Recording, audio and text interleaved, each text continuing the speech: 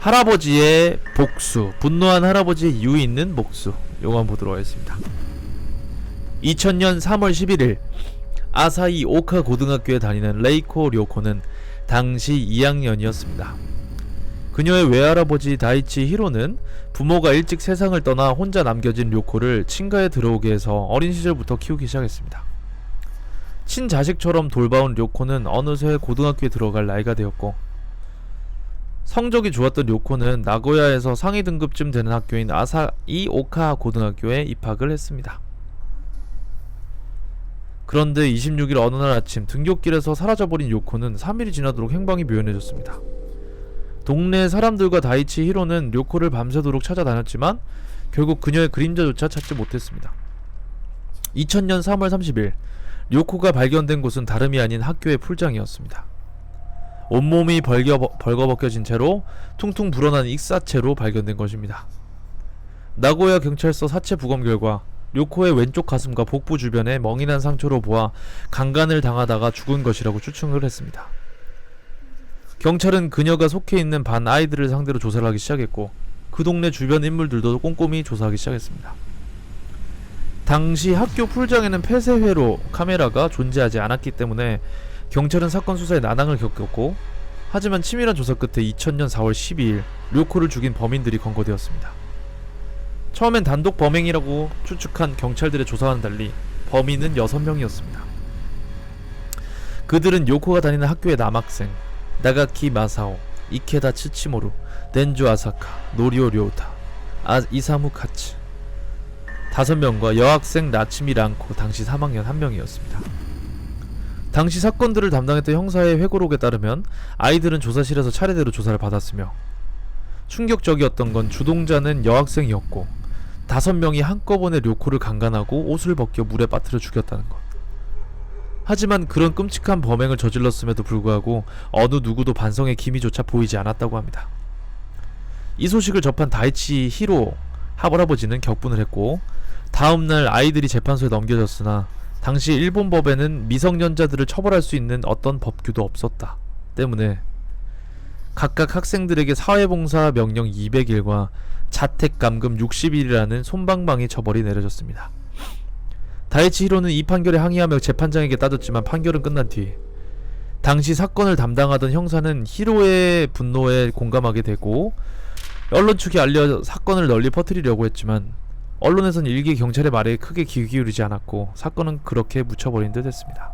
그런데 2000년 4월 14일 당시 사건을 주동했던 여학생 나츠미 랑코가 도로 한복판에서 죽은 채로 발견되었습니다.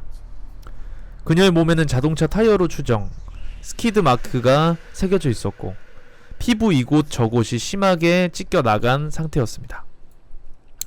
그리고 다음 날에는 공범자 중 한 명인 이사무 카츠가 산탄총의 얼굴을 맞아 형체가 알아보기 힘들 정도로 훼손이 되어 자신의 집 뒷마당에서 발견되었습니다. 그리고 15일과 18일에 걸쳐 다카키 마사오와 이케다 츠치모루, 덴조 아사카, 노리오 료우타가 차례대로 총격을 받거나 화재 사고로 숨졌습니다. 차후 밝혀진 바에 따르면 이들을 모두 죽인 범인은 다름 아닌 료코의 외할아버지 다이치 히로였습니다. 그는 수렴용으로 보관하고 있던 레밍턴 반자동 산탄총과 등류 한 통, 그리고 자신의 트럭을 이용해 아이들을 죽였다고 진술했습니다. 판사는 다이치 히로에게 사형을 선고했으나 뒤늦게 이 사건의 뒷이야기를 알게 된 언론들은 TV를 통해 사건과 불합리한 판결 결과를 전국 지역에 방송했고, 전국 각지에서 미성년자법 폐지 운동이 일어났고 몇 차례 묵살당했지만 1년쯤 지나니 청소년 보호법이 약해지는 결과를 가져왔습니다. 대개 사람들은 다이치 히로를 아이들을 죽인 피도 눈물도 없는 살인마라고 비난했지만 일부 다른 시각에선 그를 영웅이라고 하는 등 일본 전국에 후폭풍을 일으킨 인물이 되었습니다. 결국 다이치 히로는 2004년 5월에 교수형을 당했습니다. 하지만 이 사건을 계기로 일본의 학교 폭력 문제와 청소년 보호법이 재조명되었으며 불합리한 법안들이 다수 개선되었습니다. 이거 내용이 정말 비질란테 아까도 얘기했던 그 웹툰 내용이랑 똑같네요. 근데 참 이게 이런 일이 터져야만 그 이후에 바뀌어야 하는 이런 게 참 이게 아쉽단 말이지. 맞죠? 아니 이렇게 되기 전에 미리 그거를 좀 법안을 개정해가지고 하면 좋을 텐데, 응? 왜 이런 사건, 이미 이런 안 좋은 일들이 터지고 언론의 이슈가 되고 세간의 이목을 끌어야만 이렇게 대처를 하는지 참. 우리나라도 똑같잖아. 우리나라가 지금 이래. 일본은 지금 뭐 2000년도 밀레니엄 초반 때 이제 이런 사건이 있어가지고 법안을 개정시켰는데 우리나라는 아직도 청소년법이 뭐 조금 개선됐다고는 하지만은 그래도 말도 안 되지, 그치? 애새끼들이 저지르는 범죄도 분명한 범죄거든요. 그 중에는 강력 범죄들도 많고 강간, 살인, 폭행 이런 범죄를 일으킨 애들은 진짜 처벌을 따로 해야 돼 정말. 그래놓고 부모님 그런 범죄를 일으킨 부모님 자식의 부모님은 자신의 자식을 두둔한다고 뭐 우리 애는 뭐 그런지 않았다 뭐 감형해달라 오히려 피해자의 부모님한테 가가지고 호소하고 애 인생 망치려고 하냐 막 그런 식으로 따지고. 그건 솔직히 진짜 자식도 자식이지만 부모가 문제야. 부모가 그 부모도 같이 처벌을 받게끔 해야 돼. 그 애새끼가 범죄를 일으키면은 그 자식 교육 똑바로 못한 그 부모도 똑같은 처벌을 하게 해야 돼 진짜로. 똑같이. 아휴. 같이 그냥 손톱 뽑아가지고 그냥 소금 뿌려야 돼. 후추 뿌리고 존나 치다가 이제 좀 아물면은 거기다가 이제 다시 이제 케찹 뿌리고 다 해야 돼. 아유 씨 나쁜 새끼들. 자, 하루빨리 좀 이제 그런 시원한 세상이 왔으면 좋겠네요. 범죄자들이 날뛰지 못하고 착한 사람들이 행복하게 살 수 있는 나라가 됐으면 좋겠네. 왜 이렇게 아니 맞잖아. 솔직히 그것도 약하지. 저렇게 사람 죽이고 패고 막 이렇게 피해 입히는 사람들은 더한 고통을 줘야지. 내가 좀 이제 봤을 때는 좀 정신적으로 고통스러운 거. 진짜 사람을 죽였다는 그런 거에 약간 죄책감을 느끼게끔 독방에 가둬놓고 거기에 온갖 시체들 다 넣고 그 시체 부패할 때까지 이렇게 놔두고 그 부패하면 가스나 이런 유독가스 나올 거 아니야. 그런 거만 조금 살짝 걸러줘도 한번 필터링 해주고 하루에 한 번씩 계속 그 시체들을 채워 넣어 하나씩. 그리고 같이 썩게 만드는 거지. 그 시체들이랑 같이 썩게 만드는 그런 같이 썩게 만든 형벌. 그런 거 정말 힘들 거 아니야 정신적으로. 그치? 솔직히 그런 것도 약해. 더 끔찍한 거 막 상상해가지고 이제 실현시켜야 돼. 자, 다음 이야기는 미제 사건입니다. 국내에서 엄청 잔인했던 미제 사건, 실제로 일어났던 뉴스에도 보도되었던 그런 사건입니다. 단란주점 3명 살해. 1998년 6월 14일 서울 신사동에 위치한 사바이 단란주점. 주인 이씨, 주인의 지인 택시기사 고씨, 손님 김씨가 처참하게 죽은 사건. 국내에서 지금까지 일어났던 살인사건 중 가장 잔인한 사건으로 보고 있습니다. 피해자 최씨가 피를 흘리며 유일하게 살아서 도망쳤는데 최씨는 범인이 3인조라고 말했습니다. 살인인지 고문인지도 모를 정도로 장혹하게 죽였고, 여주인 이씨는 허벅지와 등이 깊게 찔렸고 입 가장자리가 칼로 찍혀 12cm 이상의 상처가 발견되었습니다. 택시기사 고씨는 17군데나 칼에 찔리고 베인 흔적과 17cm의 깊이로 폐까지 찔린 치명상이 있었고, 마지막 김여인은 목이 반쯤 잘려서 사망을 했는데 이마는 발에 짓밟힌 듯한 신발 자국이 나 있었습니다. 하지만 증거도 많고 살아남은 생존자 최씨도 있었기 때문에 경찰들은 금방 잡힐 거라는 확신을 갖고 있었는데, 그런데 범인을 못 잡아서 19년째 미제 사건으로 남아있습니다. 못 잡는 이유는 CCTV가 많지 않았고 단란주점이라서 손님들이 왔다갔다 많이 하다 보니까 지문이 39개나 될 정도로 너무 많이 있었습니다. 그리고 그 당시 때는 월드컵 열기가 가득했던 98년도로서 어느 해보다 축구 열기로 뜨겁게 달아올랐던 때였습니다. 대한민국 멕시코 월드컵 첫 경기 방송일, 그 당시 차범근 감독이 한국팀 이긴다는 멕시코는 재물이다 하고 확신에 차서 자주 인터뷰를 했었기 때문에 사람들의 관심은 온통 여기에 쏠려 있었습니다. 그래서 의외로 목격자들이 축구에 집중한다고 거의 없었다고 있었어도 축구에만 집중해서 그런지 범인들의 얼굴을 정확히는 설명하지는 못했다고 합니다. 용의선상에 올랐던 사람들, 여주인 이씨 전 남편의 청부살인. 이씨는 이혼했었으며 택시기사 고씨와 불륜으로 의심해서 청부살인을 했었다고 생각했습니다. 하지만 이씨의 전 남편 또한 생활고로 힘들었다고 판단했고, 두 번째, 조폭들의 이권 다툼의 희생양. 당시 대도시 유흥가에서 조폭들이 유흥업소 이권 다툼이 한창인 때라서 조폭들이 이권 다툼 과정에서 희생되었을 거라 판단을 했고, 이쪽에서 잘나가는 주점들이 아니었고 매출도 떨어지고 있는 상황이라서 이권이 될 만한 게 없다고 판단. 세 번째, 근처에 사는 성도착증의 남자. 피해자 이씨는 옷이 벗겨져 있었고 머리카락도 잘리고 엉덩이에도 칼이 찔린 흔적이 많았기 때문에 성도착증을 가진 남자가 범인이라는 추측이 있었지만, 성도착증 범죄자는 여러 명이서 같이 활동하지 않는다는 프로파일링이 나왔습니다. 왜냐하면 남들에게 보여주기엔 수치스럽기 때문에. 의문점들. 범인은 다혈질의 우발적인 사람들이다. 그것이 알고 싶다 등에서 방송에서 프로파일링을 했었는데, 범인들은 지나치게 잔인하게 살인, 머리카락도 자르고 엉덩이도 찌르는 등 흔적을 많이 남겼고요. 그리고 처음 3시간 정도는 그냥 노래를 부르고 술도 마셨다고 합니다. 그래서 술 기운에 화가 나서 우발적으로 살인했다고 보고 있었습니다. 두 번째, 범인들은 계획적이고 매우 영리하고 치밀한 사람들이다. 또 다른 한편으로는 매우 영리하고 치밀했다는 의견이 나왔고, 대도시인데도 불구하고 사람들이 월드컵에 빠져있을 시간대에 했다는 것. 만약 우발적인이었으면은 주점에 있는 흉기나 술병으로 살해를 했어야지. 깊이 15cm 이상으로 봐서 사시미로 찔렀기 때문에 이런 흉기들은 미리 준비해서 챙겼다는 말이 됩니다. 또 피해자들의 손이 케이블 타이로 묶여 있었고, 케이블 타이를 평소에 자연스럽게 들고 다니는 경우는 흔치가 않습니다. 여기서 뭐 답 나왔네. 케이블 타이를 들고 다니는 거는 계획 범죄였다는 뜻이야. 확실하잖아. 케이블 타이 누가 들고 다녀? 그것도 노래방에, 단란주점에. 금품을 노린 강도의 소행. 피해자들의 현금과 카드 일부를 훔친 흔적이 있어서 금품을 노린 강도로 생각을 했었다. 하지만 피해자들이 차고 있는 값비싼 귀금속들은 대부분 가져가지 않았습니다. 특수훈련을 받은 군인일 가능성. 사건 현장에는 칼집이 발견이 되었는데 검정을 해보니 그물에 걸렸을 때 잘라서 탈출하는 용도로 지급하는 칼이라고 합니다. 그래서 특수훈련을 받은 군인 가능성도 제기되었고, 왜냐하면은 탈출한 피해자의 얼굴을 봤고 목격자도 있었기 때문에 금방 잡혔어야 하지만 잡히지 않은 것으로 봐서 휴가 나온 군인이면 사제에서는 잡지 못한다고 봐야 합니다. 여기에 대한 반론으로는 생존자 최씨한테 직장에서 잘려서 열받는다고 했다.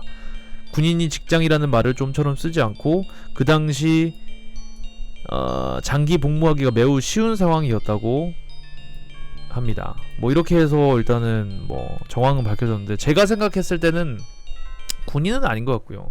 군대를 나온 특수훈련을 받고 제대를 한 뭐 특수부대 출신이거나 해병대 출신이거나 뭐 그런 사람일 수도 있고, 그리고 난 딱 이거 정황들 다 읽자마자 그게 떠올라서 그냥 재미로 사람 죽이는 사람들 있지. 금품이 문제도 아니고 그냥 우발적으로 그냥 화가 나서 아니면 술에 취해서 약간 흥이 올라서 사람을 죽이는.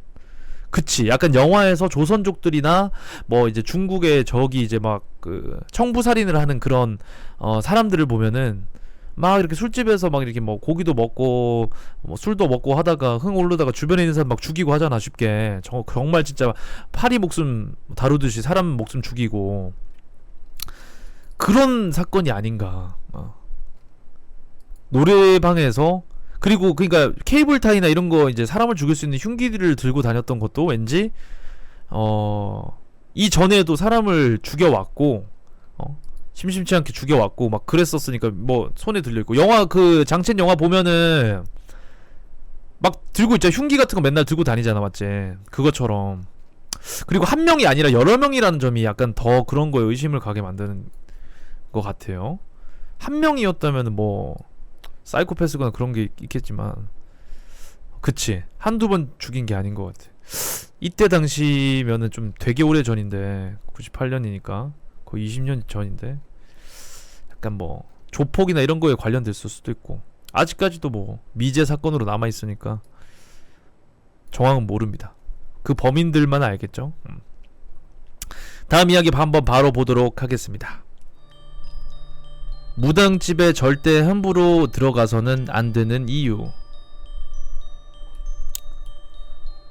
진짜 이런 곳 가려면은 물어보고 가세요. 아무 곳이나 가지 말고. 일단 전 부산 사는 20대 중반의 청년이고요. 잠깐만요 여러분들. 잠깐만.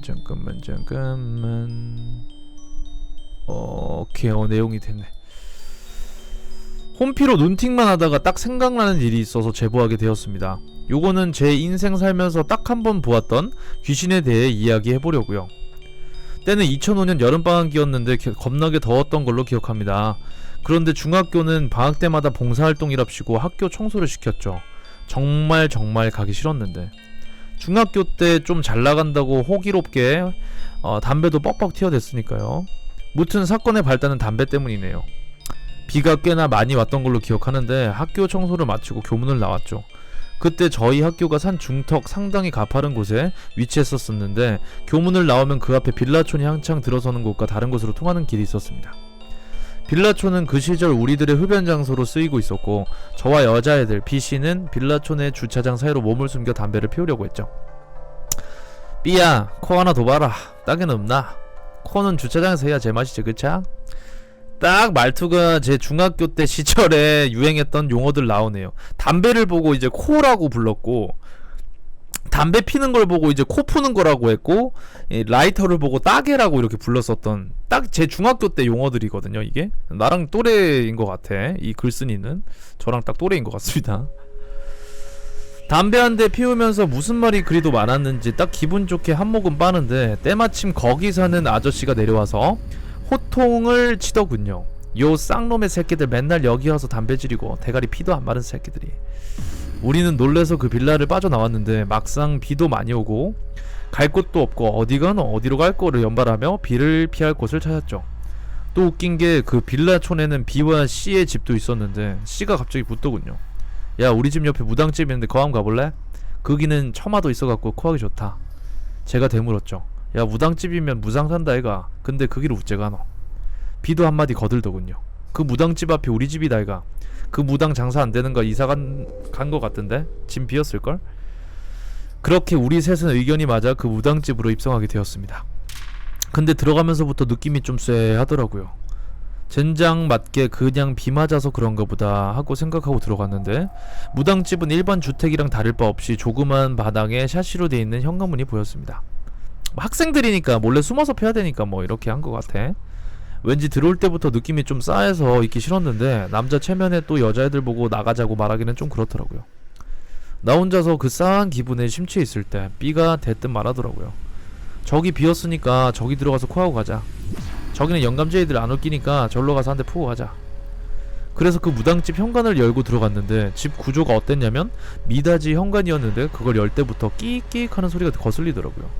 그냥 들어갔는데 현관 가운데가 거실이고 양옆으로 방이 하나씩 있었습니다. 우리는 신기해서 오 여기 죽인다. 귀신 나온 거 아이가? 나오라 캐라 바로 담배빵이다. 이렇게 무서움을 이기기 위해 소위 센 척을 하고 있었죠. 근데 딱 거기서 느낌이 오더라고요. 그냥 오한이 들어서 으슬한 게 아니라 뭔가 내 목덜미부터 엉덩이 끝까지 쓱 훑는 느낌? 진짜 그때 그 느낌은 아직도 생각해도 거지 같아요. 그 느낌이 드는 순간 내가 애들한테 야 빨리 푸고 나가자 이랬더니 B와 C는 신이 났더라고요. 안되겠다 싶어서 내가 말했죠. 가시나들아 빨리 푸고 가자. 느낌 쎄하다고 지금. 이랬더니 B와 C는 전마 쫄았네 저거. 쫄보가 고추 달고 안 쪽팔리나. 사나이 자존심을 살살 긁더라고요. 나도 오기가 생겨서 무서움을 참고 담배를 한 대 더 물었고 근데 또 사춘기 때의 호기심이란 게 참. B가 갑자기 야 옆방에 뭐 있을 것 같노? 질문을 던지더군요. 또 그때 우린 야 있어봐라 뭐 있겠나 어차피 빈집인데 먼지랑 바퀴벌레에 기어댕기겠지 이런 말을 주고받으며 문을 누가 열지 정하고 있었습니다. 애들이 자꾸 남자인 내가 제격이라며 열라고 그러는데 정말 열기 싫더라 진짜.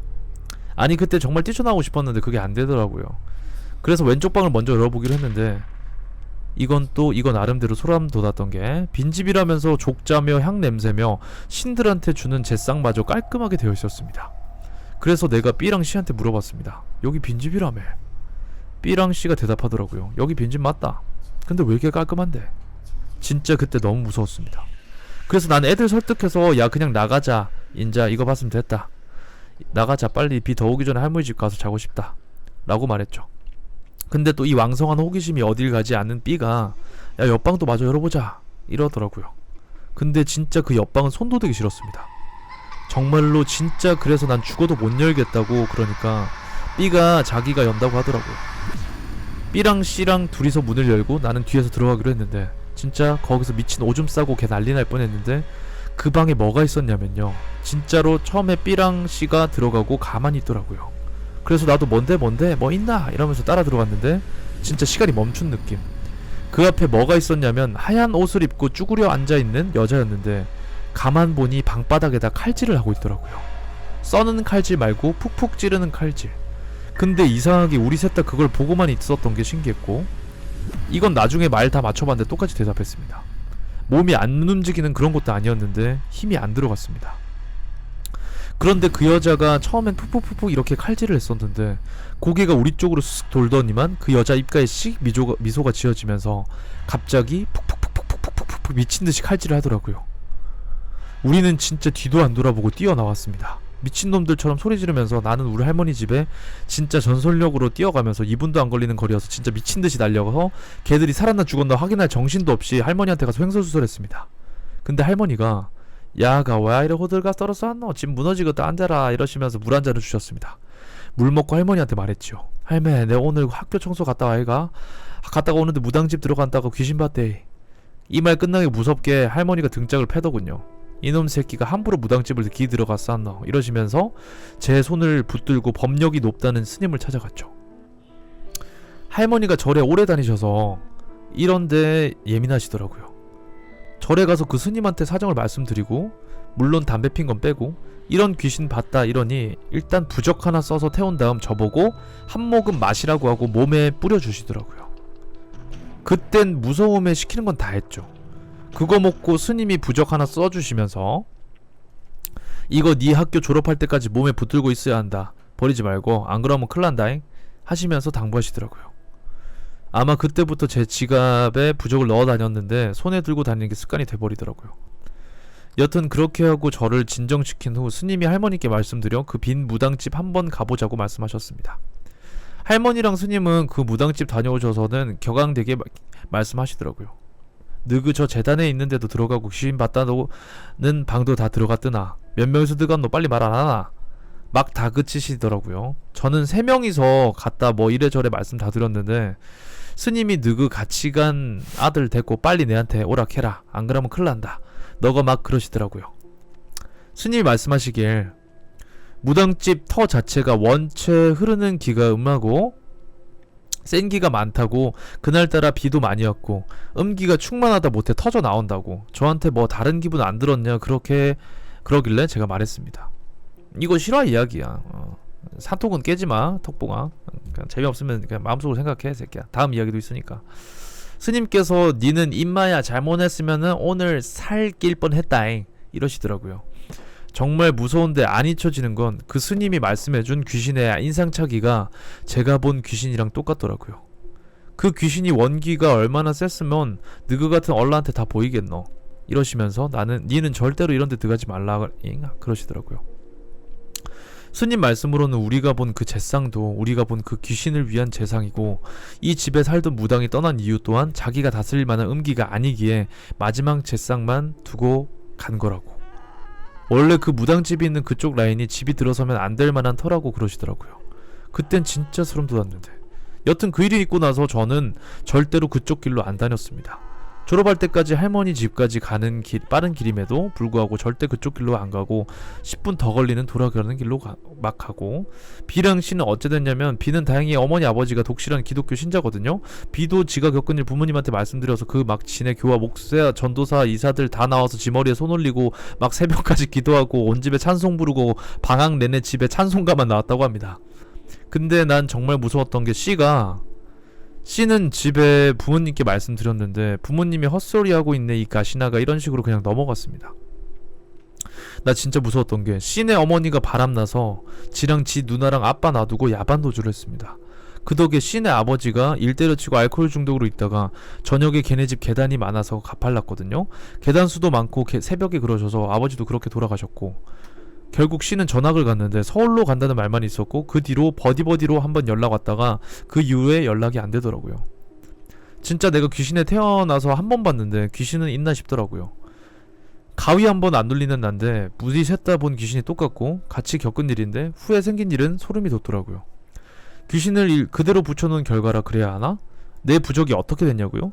졸업식하고 다음날 스님 찾아가서 지갑에 있는 부적을 꺼냈는데 꺼멓게 돼 있더라고요. 그거 보고 또 한 번 소름 돋았습니다. 결국 그 부적 스님이 태워서 없애주시고 지금까지 잘 살고 있어요. 근데 무서운 건 이 얘기 할 때마다 그때 그 귀신 꿈을 꾸는데 그래서 글로 적는 겁니다. 푹푹푹푹푹. 님들은 절대 빈집이나 특히 무당집 비었다고 들어가지 마세요. 중고딩들 그냥 차 밑에서 담배 피거나 너네 집 가서 피렴 해주는 경고다. 무당집은 절대 안 된다.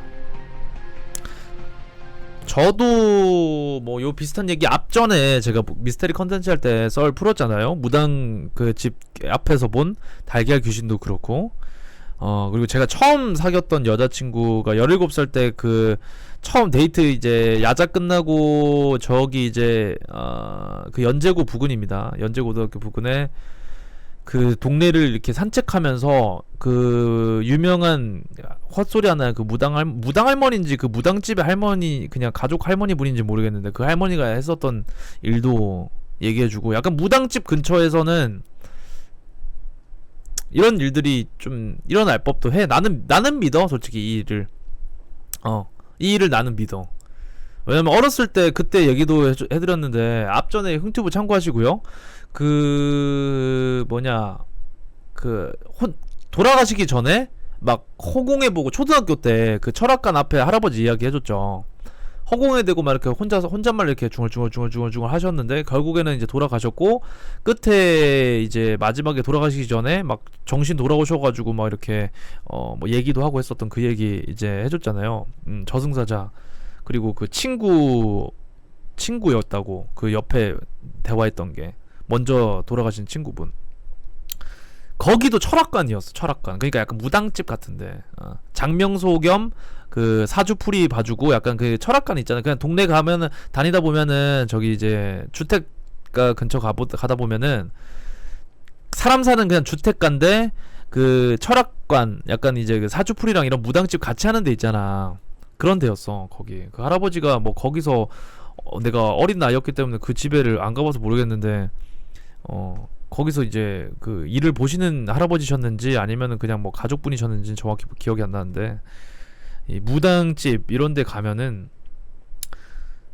약간 일단 향냄새도 나고 나는 그게 좀 인상 깊었어. 처음 제가 그 점 같은 걸 신점을 봤을 때 준이 형, 민국이 형이랑 셋이서 그 케이블 TV 엑소시스트라고 있어요. 거기 이제 유명한 무당들 막 나오는 프로였는데 거기에서 무당 배틀을 냈어. 신력 배틀이라고 전국의 유명한 무당들 다 모아놓고 막 테스트 같은 걸 했어. 귀신 막 보이는 거 얼마나 일치하고 얼마나 이제 검증해내고 이런 것들을 이제 그 하는 걸 했단 말이야. 엑소시스트라고. 거기에 나와서 탑 7인가 탑 10 안에 들었던 할머니셔. 무당 할머니신데 거기 이제 부산 저기 이제 거제동 쪽에 시청 뒤편에 아니지 사직동인가 그쪽에서 이제 점을 보시거든요. 거기를 처음 갔어. 근데 일반 가정집이야. 일반 가정집에 거기 이제 가족들도 대가족이야. 그 무당 할머니가 이제 할머니시고 그 밑에 며느리 있고 애기들도 있어. 며느리 그 손주들도 있고 애기들 완전 초등학생들이고. 그래서 집에 가자마자 그냥 가정집이길래 그냥 이제 들어갔는데 가자마자 이제 며느리분이 이제 차도 내주시고 무슨 몸에 좋은 차라고 무슨 뭐 쓴맛 나는 차 있어요. 그것도 이제 마시고, 그리고 뭐 되게 그 할머니셨는데 백발의 할머니셨거든. 할머니셨는데 약간 그거 있죠. 목소리에 이제 기가 딱 센 느낌이고, 어떤 목소리라고 해야 될까? 약간 김을동 씨 알죠? 김을동 씨 국회의원이고 이제 그 김두한 따님분 야인시대 김두한 따님 김을동 아줌마 목소리 딱 그 느낌이야. 무슨 느낌인지 알지? 딱 그 뭐라 해야 되지? 약간 자리야 느낌. 강한 여성의 목소리. 그런 목소리의 할머니셨어. 되게 생기 넘치고. 그리고 이제 막 사주를 봤던 기억이 나는데 그 무당들 특징이 내가 점을 총 3번 봤거든. 3번 봤는데 무당들 특징이 보면은 되게 다양한 그 할머니는 옆에 이렇게 막 보면서 할아버지였나 할머니였나 이렇게 뭐 그렇게 대화를 하죠. 막 옆에 막 이렇게 막 뭐 흔들고 이런 것도 안 해. 그냥 대화하죠. 옆에 이렇게 재단이 있거든. 재단 있고 거기 무슨 그림 같은 거 있고 막 그 무당집 가면 있는 그림 거기에서 막 이렇게 대화를 하시고 그렇습니까? 예 알겠습니다. 막 이런 식으로 대화를 해. 막 전보다가 그래갖고 막 그냥 얘기해주고 했었는데 그때가 좀 오래돼가 그게 3년 전인가요? 좀 오래돼갖고 내용은 정확하게 기억이 안 나는데 그러니까 얼추 우리가 물어봤던 게 그냥 우리가 이제 방송하는 것도 숨기고 그냥 우리 뭐 해먹고 살아야 되냐 뭐 이런 거 얘기하고 했었는데 비슷했어. 가장 좀 이제 인상 깊었던 설명이 뭐였냐면은 3명 같이 봤거든. 이렇게 설명을 해주셨어. 준이 형이 땅이고 이렇게 양분을 깔아주는 땅이었고 민국이 형이 거기서 이렇게 자라나는 이렇게 나무 같은 역할이었고 나는 내 역할이 그걸 베어다가 수확해서 내가 갖다 쓰는 역할. 그러니까 나보고 걔 좋은 거래. 나보고 제일 좋은 거랬어. 그게 제일 인상 깊었어. 셋이 되게 조화가 잘 이루는데 준이 형과 민국이 형이 이렇게 뭐 읽어놓은 걸 내가 싹 걷어가지고 그걸로 이렇게 딱 이렇게 뭐 약간 제품 완성시켜고 출품하듯이 그런 역할을 내가 한대. 뭐 일을 함에 있어서 3명의 이렇게 조화를 보자면은 근데 그러면은 준이 형이랑 민국이 형이 너무 손해고 안 좋은 그 관계가 아니냐. 그러니까 그건 또 아니래. 서로 윈윈하는 조합이고 다만 네가 가장 그러니까 꿀 빨 수 있는, 그러니까 속된 말로 꿀 빨 수 있는 가장 좋은 포지션이고 너가 가장 좀 잘 될 거다 뭐 그런 얘기를 했었고 준이 형, 민국이 형 보고는 약간 조금 얘한테 뭐 뜯기기도 하고 뭐 그럴 것 같다 뭐 그런 얘기가 있었는데 그게 그나마 좀 인상 깊은 그 할머니한테서 받은 점 중에서는 그 점인가. 민국이가 40 넘어서 결혼한 그거는 다른 데야. 그거는 이제 저기 수영망미 쪽에 민국이 형이 갑자기 거기 용하다고 소문났다고 해가지고 데리고 간 곳인데 거기가 진짜 좀 소름 돋았지. 지금은 거기 없어졌어요. 예전에 이제 여자친구 사귈 때도 거기 정말 신기하다고 나도 한번 가보고 싶다고 해서 가자 했는데 뭔가 찝찝해갖고 내가 미루고 하다 결국 안 갔거든. 근데 그때 그것 때문에 가게 됐어. 그 부처님 오신 날, 올해 부처님 오신 날에 매니저들이랑 그때 이제 빙튜브랑 그 무비 형은 사정이 있어서 못 왔고 그 촉촉이 맥키미 형 매니저 촉촉이랑 해가지고 저기 절에 갔어요. 절에 부산에 이제 그때 한참 거상할 때라서 절에 갔었는데 갔다가 오는 길에 그 촉촉이 친구가 하는 가게에서 밥을 먹었어. 그 방송 끄고 먹었을 거야. 우리 레인 얼웨이즈님 11개 고맙습니다. 거기서 이제 거기 옆에가 그 무당집이었어. 그래서 내가 갔는데 촉촉이랑 그 빙튜브는 기억할 거야. 촉촉이랑 빙튜브는 거기 갔는데 거기가 없어졌더라고 무당집이. 무당집이 1층에 있었는데 싹 없어지고 무슨 창고처럼 바뀌었더라고요. 거기가 진짜 유명했거든. 저 소문이 났어. 그냥 거기는 좀 약간 수영구 쪽에서도 약간 낙후된 동네였는데 그 아줌마가 정말 잘 맞췄어요. 그러니까 내가 여자친구를 사귀게 되는 월수, 그러니까 1월, 2월, 3월 이런 것처럼 정확하게 맞췄고, 그리고 뭐 앞으로 일어날 일들에 대해서 니는 지금 하고 있는 일 오래 못하고 니는 혼자서 그냥 뭐 연구직이든 무슨 뭐든 뭐 공부를 하든 민국이 형 보고는 니 연구를 뭐 혼자 뭐 이렇게 끙끙 싸매는 그런 머리 싸매는 그런 일을 하게 될 거다 했는데 지금 그런 일을 하고 계시고 거기가 정말 그 아줌마가 정말 진짜 신발 되게 오른 아줌마셨어. 그냥 세세한 거 다 맞췄어요. 그리고 거기서 이제 얘기했던 게 니는 담배 펴도 폐병 안 나겠다. 니는 담배 펴도 폐병 안 나겠다 이러면서 이제 그 얘기가 참 인상 깊었어.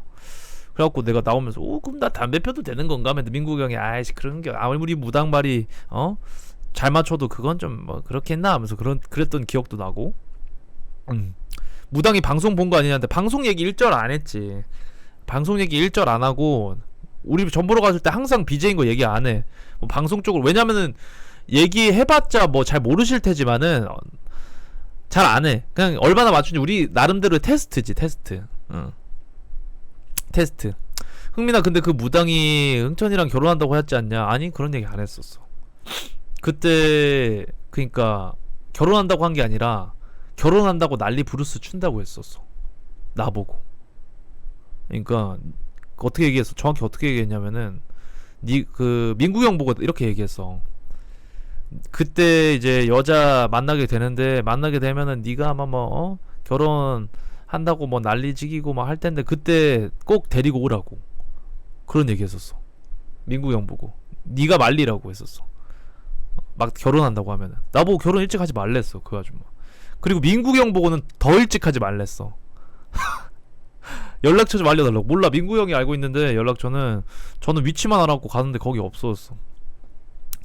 그래가지고 이제 그 아줌마가 얘기했던 것 중에서 민국이 형은 40 넘어서 결혼을 하는 게 좋은데 그 전에 결혼할 시에는 좀 안 좋을 수 있다. 너 그리고 40 넘어서 민국이 형 보고 뭔가 잘 풀린다고 했거든. 40 넘어서. 그래서 민국이 한숨 쉬면서 너무 늦는 거 아니냐. 나는 결혼 그래도 이제 한 30 조금 넘어갖고 이제 한 후반 때 하고 싶은데 중후반 때 하고 싶다. 그렇게 얘기하니까 니는 필히 그때 결혼하면 안 된다. 그래, 니 그때 결혼하면은 마누라가 바람나고 안 좋게 될 것이다. 그런 얘기를 했고, 그리고 40 넘어서 하면은 니보다 훨씬 어린 여자 만나서 이쁘게 잘 살 거다. 그런 얘기를 했어요. 나보고는 이제 반대라고 얘기했어. 나보고는 니는 뭐 일찍 하나 저러나 니는 잘 살 낀데 니가 젊은 A를 두고 낄 가능성이 있다. 니가 젊은 애인을 두고 나 밖으로 놔둘 가능성이 있다. 일찍 결혼하면은 니도 조금 지나고 결혼해라. 30은 넘가라. 막 그런 얘기 했었어. 그래갖고 민국이 형이 니는 뭐 다 그렇게 그러냐면서 나보고 엄청 정색하면서 뭐라 했던 기억이 있었는데 근데 뭐 무당 말을 뭐 다 고지고대로 뭐 들을 수는 없지만 재미로 본 거지만은 돌이켜보면은 그러니까 그분이 미래를 예측한 거잖아, 어떻게 보면은. 근데 진짜 미래에 와서 생각해보면 정말 맞는 것들이 많았어. 그래서 민국이 형도 거기 무당이 진짜, 민국이 형 나보다 점을 더 많이 보셨는데 개인적으로도 보고 거기 무당이 정말 잘 맞춰갖고 같이 또 보러 가자 했는데 없어졌더라고. 뭐 다른 데로 이사를 하셨겠죠. 돈을 많이 버셔갖고 뭐 딴 데로 이사하셨는지 모르겠는데 좀 신기했던 게 거기에 엄청 어려 보이는 여학생이 그 중간 다리 역할을, 중간 다리라고 하는 게 좀 그렇고, 그 어떤 책상에 앉아가지고 뭐 하러 오셨어요? 뭐 어떤 점 보러 오셨어요? 뭐 이런 거 물어보고 그 아줌마한테 이렇게 딱 이렇게 해주는 역할을 하고 있었거든요. 학생이 막 책 보고 있더라고, 안경 끼고. 딸임인지는 모르겠어. 딸이었나 그런지 모르겠는데 되게 젊었어요. 애였어. 그냥 학생이었는데 그게 좀 인상 깊었고, 접수원 역할을 해줬어. 간단한 그 생년시 있지. 태어난 시각이랑 이제 생년월일 이런 거랑 뭐 그런 것들 이제 물어보고 적어놓고 이뻤냐고? 아니 그냥 이렇게 퉁퉁하고 되게 이렇게 살집 있는 그런, 젖살도 제대로 안 빠진 그런 애였어. 한 중학생 중3 아니면은 고등학생 그 정도 돼 보이는.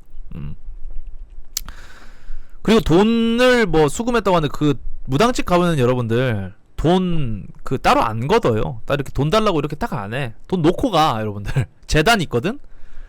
재단이 있어. 거기 앞에 막 향 피워져 있고 이렇게 재단 같은 거 있는데 거기에다 돈 놓고 가요, 여러분들. 현금이나 뭐 봉투 해가지고 이렇게 놓고 가거나 아니면 현금 놓고 가고 이렇게 놓고 가, 돈 놓고. 대놓고 돈 달라고 안 해. 돈 안 놓고 가도 돼요. 근데 이제 결과는 본인이 찝찝하잖아. 솔직히 누가 돈을 안 놓고 가겠냐. 무당집에서 귀신을 있다는데 거기에서 먹튀한다? 뭐 나중에 안 좋은 일 생기면은 그 탓 할 거 아니야. 찝찝하고. 보통 5만원도 있고 4만원 뭐 3만원도 있고 막 되게 다양해요, 가격은. 근데 따로 거기서 뭐 부적 쓰고 이런 건 내가 안 해봐서 모르겠는데 부적이랑 뭐 굿 같은 거 하고 이런 거는 따로 별도의 비용이 들어가겠지. 근데 나는 처음에 솔직히 처음 갔을 때 너무 무서웠거든. 아 진짜 막 귀신 보이는 사람들이니까 막 이상하지 않을까, 귀신 씌지 않을까, 나도 보는 거 아닌가, 설레임 반 무서운 반이었는데 막상 가보니까 그 사람들은 그냥 진짜 평범한 사람이지만 뭔가 좀 비범한 사람들이었고, 그리고 좀 특징이 사람 눈을 좀 깨트는 눈을 가지고 있었어. 할머니도 그랬고 아줌마도 그랬고, 딱 보면은 눈빛이 엄청 이렇게 딱 봐도 이렇게, 저도 좀 사람을 볼 때 전체적으로 막 이렇게 훑거든요, 습관적으로. 뭐 눈도 보고 그냥 뭐 전체적으로 머리끝부터 발끝까지 다 봐. 근데 무당들은 딱 이렇게 눈 안 피하고 싹 보면서 그런 걸 봐. 그 사람이 말할 때 하는 제스처, 말투, 어휘, 뭐 목소리 강도 이런 것까지 보면서 약간 심리 파악하려고 하는 그런 표정이 딱 보여. 딱 봐도. 내가 일부러 할머니 그 엑소시스트 그 나온 할머니 무당한테 가서는 일부러 내가 눈을 도끼눈을 떴어. 일부러 딱 할머니 눈 마주치면서 눈 하나 까딱 안 하고 무슨 말 하나 보자, 사기꾼이라고 생각하고 그런 마인드로 눈 하나 안 피하고 이렇게 쫙 봤어. 계속 이렇게 하고 대화였어. 예 할머니, 저는 뭐 8월 22일 날 태어났고요. 예. 새벽 5시 태어났고요. 이런 식으로 대화했어. 근데 그 할머니가 뭐 태연스럽게 얘기하시더라고요. 태연스럽게 얘기하고 뭐 나한테 뭐 뭐라 하지도 않았어. 뭐라 하지도 않고 그냥 그렇게 했는데 뭐 그 할머니 점 내용은 별로 기억이 안 나고 그 아줌마가 해주셨던 그 내용들이 좀 인상이 깊었어요. 무튼 여러분들도 너무 그런 거에 빠져 살지는 마시고요. 한 번쯤은 뭐 재미로 보는 건 괜찮은데 거기 가서 뭐 이런 일들도 있다고 하니까 조심하시길 바라고. 뭐라고 안 했어. 그냥 거기서 뭐 간단한 거 물어보고 했어. 그냥 보통 이제 사주풀이 먼저 해주고 하지 시작하면. 눈 왜 그렇게 뜨냐 그런 말도 안 했어. 자, 일단 마지막 이야기 보고 오늘 미스테리 공포 마무리하도록 하겠습니다. 마지막 이야기 보고 벌써 2시간이 지났네요. 시간이 정말 빨리 흘렀는데 마지막 이야기 보도록 하겠습니다. 요 이야기 읽어보고. 우리 집에 무언가가 있다. 안녕하세요. 실화 게시판엔 첫 게시네요. 글 제목과 같이 1년 전에 살던 본가에 이상한 게 있는 듯하여 글을 쓰게 되었습니다. 개인적으로 심령 현상이나 오컬트 등에 관심이 많은 편이기 때문에 사실 사진이 찍힌 1년하고도 반개월 전 당시에 어딘가에 공유하고 싶었으나 저에게 중요한 기간이었던지라 부정탈까봐 아무데도 올리지 않았습니다. 아무튼 본가는 경기도 북파주에 있는 아파트인데 우리 가족이 사는 동이 제일 구석진 곳에 있었고 유난히 낡고 허름했습니다. 우리 집은 그 동의 가장 꼭대기층이었고요. 하루는 남동생과 장난을 치다가 사진을 찍었는데 주방과 베란다 사이에 낀 작은 창문에 이상한 게 보이는 것이었습니다. 실제 사진입니다. 이거 얘기하는 건데 여기 사진이 커서 잘 뜰란가 모르겠네. 부분만 보면 이렇습니다. 동생과 나는 찍힌 사진을 보고 매우 놀라워했습니다. 근데 뭐 딱히 찍힌 이후로 폴터가이스트나 그딴 현상은 없었고 하루가 잘 마무리됐습니다. 여기 약간 야 주원에 나오는 그런 귀신처럼 생겼다. 이게 코고 이게 입이고 이게 눈이고 머리카락이잖아. 맞지?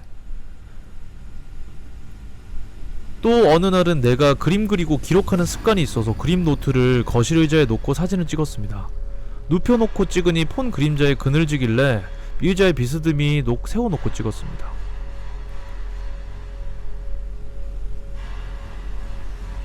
어디? 여기 뭐가 이상한 거지? 응? 여기 이상한 점이 있나요? 이날이 비가 오던 날이었는데 비 오던 당시 앞 베란다에서 그렸던 건데 열나 못 그렸다. 아무튼 의자에 세워놓고 찍으니 주방과 그 베란다 창문까지 찍혔습니다. 여기 뒤에 창문에 이상한 게 또 찍혔는데요. 근데 좀 이상한 게 사람이라기에는 몸이랑 머리가 비정상적으로 작고 우리 집에는 저런 비정상적인 체구의 사람이 없었습니다. 가족 중에 최고 호빗인 나조차도 저 장소에 서면 머리가 창문의 반은 가려야 정상이고 저 창문이 매우 작기 때문에 사실 원근법은 1도 모르지만 미술학도의 감으로 대강 때려 맞춰보자면 이렇습니다. 저 파란색이 키 155에서 160 사이에 6등신 인간이 섰을 때의 비율이고 초록색은 그 인간이 냉장고 앞에 섰을 때의 비율입니다. 그 말인즉슨 여기 있는 사람은 사실 이렇게 잴 것도 없이 사진에 놓이는 후라이팬 크기랑 창문 크기랑 비교해보면 상문이 엄청 작다는 걸 알 수 있습니다. 근데 사진에 찍힌 요상한 것은 저 창문의 반이나 반도 안 되는 크기의 머리를 갖고 있고요.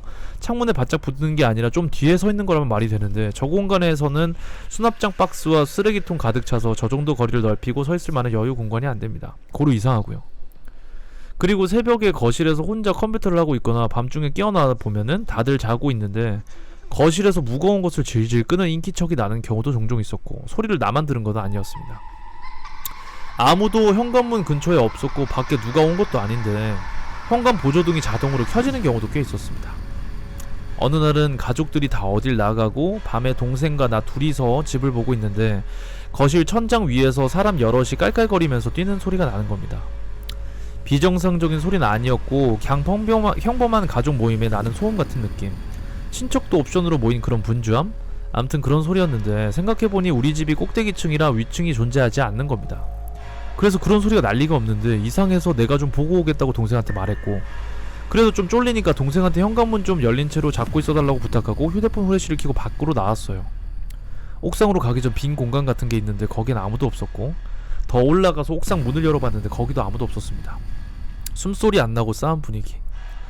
혹시나 아래층 소음이 위까지 들리는 건가 싶어서 우리 집 아래층까지도 발소리 안 나게끔 조심조심 탐방하러 갔는데 사람이 있는 건지 없는지도 모를 정도로 조용했습니다. 그리고 아버지한테 들은 바로는 우리 집 아래층에는 노인 부부만 살고 계신다고 했고, 평소에도 아주 조용한 편인데 그렇게 찝찝한 기분으로 집으로 다시 들어오고, 그런데 다시 거실 천장에서 쿵쿵 깔깔대는 소리가 났습니다. 그래서 그냥 TV를 켰습니다. 무서워서. 그리고 내가 저 집을 나와서 새로운 집으로 떠났을 때 본가에 남아있던 언니가 묘한 경험을 했다고 합니다.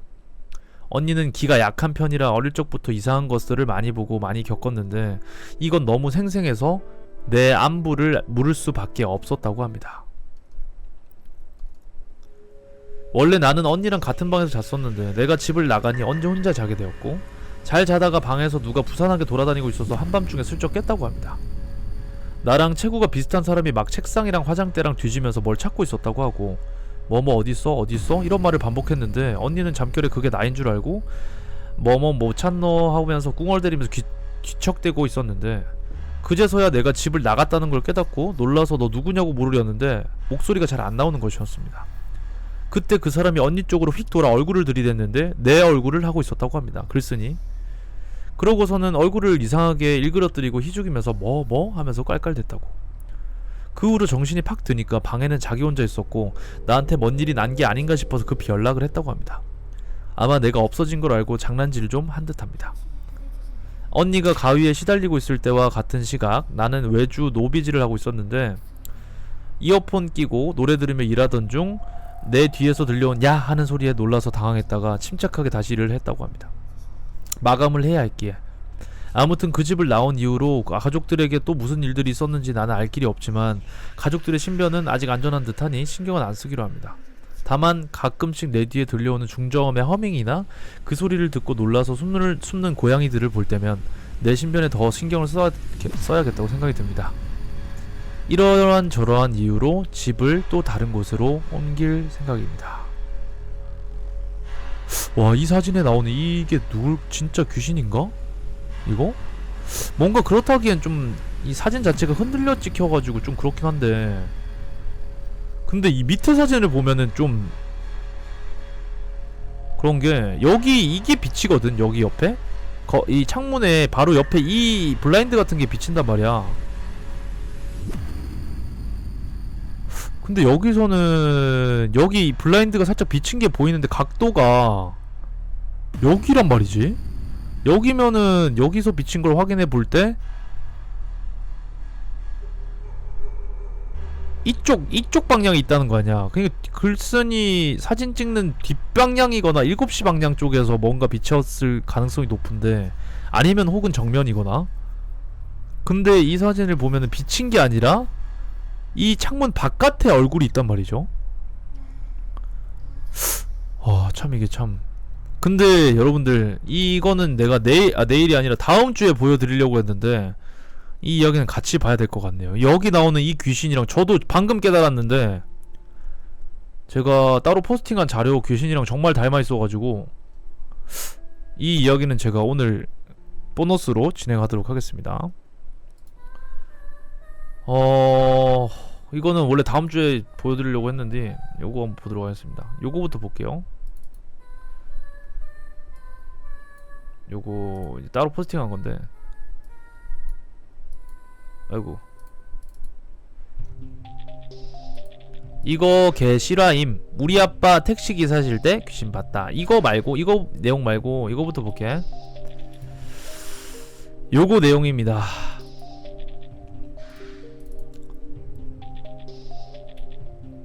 익 소름 중에 그거 어디 갔음.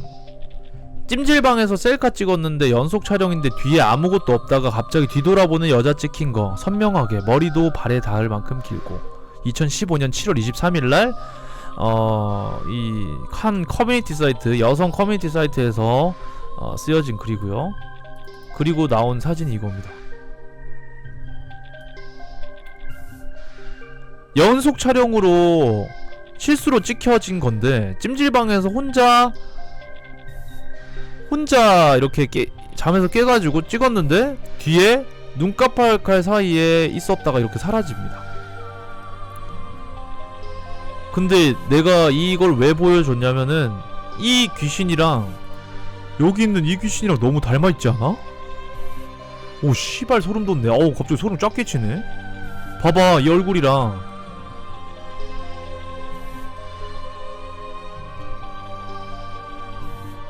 무튼 이 사진이 이제 이 여성분이 이제 연속 촬영으로 찍힌 사진인데 뒤에 이렇게 머리 길고 딱 봐도 사람 어린 여자의 형체잖아. 눈도 약간 까맣게 뜨고 있고 피부가 완전 히다못해 창백한 정도고 머리카락이 이 정도 키가 어느 정도 돼 보이는지 모르겠지만 어린 아이처럼 보이는 여성이 찍혔다가 사라집니다.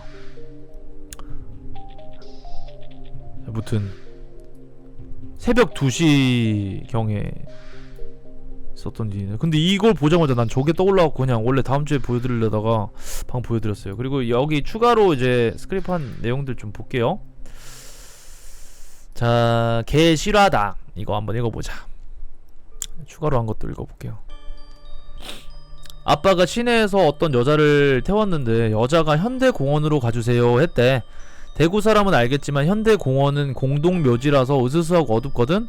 그래서 아빠가 아가씨 지금 이 시간에 거긴 왜 가요? 카이까 아 볼일이 있어서요 이러길래 아빠가 현대공원 다 와가니까 갑자기 뒤통수가 싸하더래. 그래서 보니까 아무도 없었다.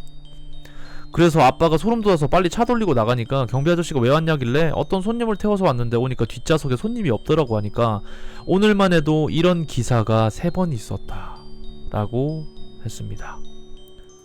과연 이날 이 시각에 무슨 일이 있었던 걸까요?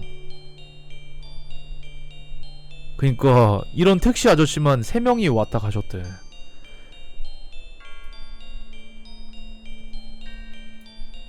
자 아무튼 그런 이야기였고 다음 이야기. 야 이거 뭐 같냐 존나 소름 돋음. 다음 글. 자 어떤 한 뭐 대학교인가요? 복도가 있고 여기에 요런 사람의 형체가 찍혔습니다. 약간 영화의 한 장면 같은 귀신이 찍혔네요 여기에. 그죠 여고괴담 같다. 이거 CCTV 스티커 붙이라고 해서 확인하려고 복도를 찍은 거거든? 이 사람 형체 뭐 같음? 아, 이 역의 문 앞에 CCTV 스티커를 붙이려고 갔는데 이게 찍혔대. 키가 졸라 크다. 우리 복도 천장이 3m가 넘는데 사진 찍어 놓은 거 확인하다가 깜짝 놀랐다. 채도랑 밝기를 조절했다. 이거 아무리 봐도 하나로 이어져 있는 것 같다. 뒷북이면 미안하다. 내가 좀 전에 봐서. 이 형체거든? 근데 키가 2m는 훨씬 넘어 보이고 팔 길이가 말도 안 되게 길어. 이건 사람이라고 하기에는 좀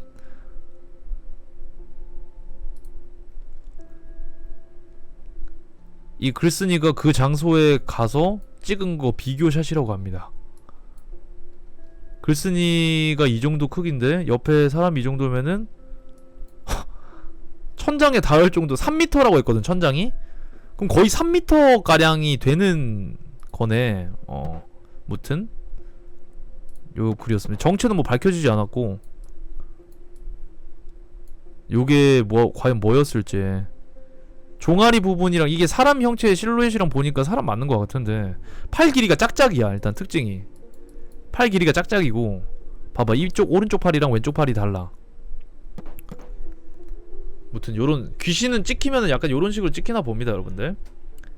여러분들도 혹시 지금 자취하시는 분들이나 아니면 이제 곧 잘 주무실 예정이실 분들은 핸드폰을 들어서 전면 카메라를 켜고 후면 카메라죠. 후면 카메라를 켜고 플래시를 킨 다음에 자기의 사진을 한번 찍어보세요. 자기 전에 불 다 끄고. 나는 그거 한번 한 적 있거든. 나는 자기 전에 무서운 거 그때 보고 썰 보니까는 어떤 사람이 그거를 엄청 매일같이 시도하는데 습관적으로 귀신을 보고 싶어서. 근데 그러다가 한 게 이상한 게 찍혔는데 그 찍힌 게 정말 소름 돋았던 게 내 그 사진 첨부가 돼 있었는데 자기 얼굴 찍은 사진이 아니라 베개를 찍은 사진이었어. 카메라를 놓쳤대. 이렇게 찍었. 보통 셀카 찍을 때 이렇게 찍고 후면 카메라 찍고 이렇게 찍잖아. 이렇게 찍는데 폰을 이렇게 놓쳤대. 근데 이렇게 하다 사진 찍혀진 거야. 그 사진에 찍힌 게 뭐였냐면은 머리카락. 근데 그 사람은 머리카락이 나처럼 이렇게 염색한 머리였는데 머리카락이 까만 머리카락이었어요. 그거 이후로 다시는 그 짓거리 안 한다고 했거든. 여러분들도 그거 한번 시도해 보시기를. 집에 혹시 귀신이 있는지 모르는 거 아니겠습니까? 아니야, 사람 머리였대. 사람 머리. 그 이후로는 그 짓거리 안 한대요. 저도 사실 몇 번 하다가 무서워서 안 했습니다. 그리고 귀신은 천장이랑 이제 틈 있지, 좁은 틈이랑 뭐라 해야 되냐, 저기 장롱 같은데 보면은 틈 같은 거 있잖아. 그런 틈이랑 모서리를 되게 좋아한다고 하잖아요. 모서리 부분. 그러니까 한 무당 말로는 사람들도 이렇게 막 음기서린 곳이라든지 무선 이렇게 음침한 곳을 다니기 싫어하잖아. 귀신들도 양기서린 곳, 사람들이 많이 있는 곳은 싫어한대. 그러니까 본능적으로 사람들은 막 이렇게 좀 음산하고 막 귀신 나올 것 같고 이런 곳을 피하지만 귀신들도 사람이 많이 막 있는 곳을 피한대요. 자기들도 무슨 느낌이 들겠지 그래서 사람이 많이 있는 곳과 반대되는 곳을 가면 귀신이 많이 보는 이유가 그런 것 중에 하나랍니다. 우리 얼굴 매너님 이렇게 고맙습니다. 자, 아무튼 오늘 준비한 자료는 여기까지고요. 다음 주에도 공포 이야기 보도록 하겠습니다. 다음 주에 만나볼 이야기는요, 편의점 알바생에 관한 이야기, 여자친구 이야기, 화천 할머니 살인사건, 그리고 생활관으로 찾아온 이상한 병사 이야기, 사이코패스의 정신 상태 이야기, 요런 것들, 그리고 부산 송정 민박집 이야기, 요런 것들이 있습니다. 다음 주에는 요런 내용으로 찾아오도록 하겠습니다. 수고 많으셨고요. 공포 미스테리는 여기까지 하도록 하겠습니다. 매주 토요일 11시 진행되니까요. 요거는 특별한 사이트에 제가 준비한 자료들이 조금 문제가 있거나 아니면은 좀 이상이 있거나 그런 거 아닌 이상 매주 토요일 날 진행되고요. 계속 쭉 하는 건 아니고 분량 고갈라면은 그때 좀 하겠습니다. 원래 8월달까지 딱 하는데 7, 8월달 2달 하거든? 보통 이제 7, 8월달 2달 하고 남양 특집으로 하는데 이번에 사이트 점검으로 조금 한 2, 3주 딜레이 돼가지고 요거 분량만큼 연장해서 하도록 하겠습니다. 연장해가지고